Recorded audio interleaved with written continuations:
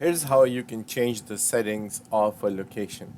So I'm going to start with the regions dashboard. In the regions dashboard, you see all the different locations. Now, each location is associated with a device, a Tolthawk device, or a USGS, or any other device.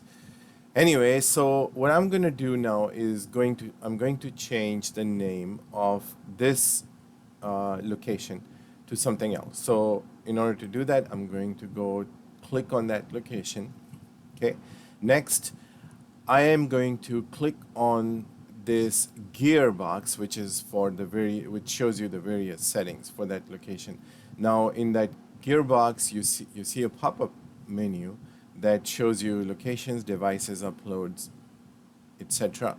I'm going to select locations. So again, on this screen, I clicked on the gearbox, which is the settings, and now I'm going to click on locations.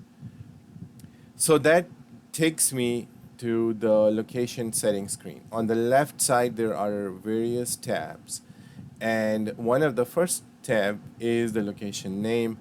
In this case, I'm going to change this to from a sewer level test to sewer test 1. Now, I don't need to change any of the other settings. I can associate an image with this location as well by clicking an image. And then after that, the next thing I want to do is I want to click on the elevations. Now, in the elevations, this is important. When you install the sensor the first time, you want to know how far the bottom of the sensor is from a reference point. Typically, that reference point is the Tolthawk, or it's the bottom of the creek, the bottom of a water tank, or it could be anything.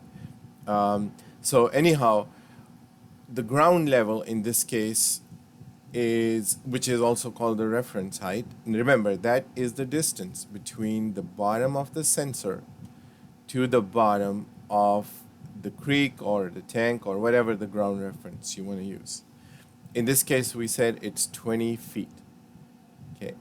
The next thing is, which is optional, is the device sea level elevation. If you have that data, we want to know what is the sea level of the bottom of the device. Now, the key here is, again, the bottom of the device. That's where we want to know what is the elevation.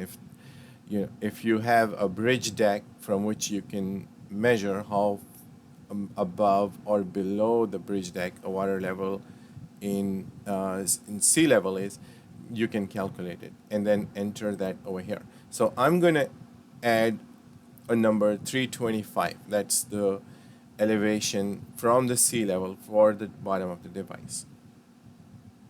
Okay. Once I do that, the other thing I also want to set is the map. On the map, you want to identify where this is, where the location is located. Now, there are a few ways to do it. The easiest way is to add the address in here. So I'm going to select, Visalia in Tulare County, and I can then go out and zoom into the exact location where this is located. So I can zoom in, drag around, and the good thing about it is a satellite image, so I can see where this is installed. In this particular case, it is installed along here.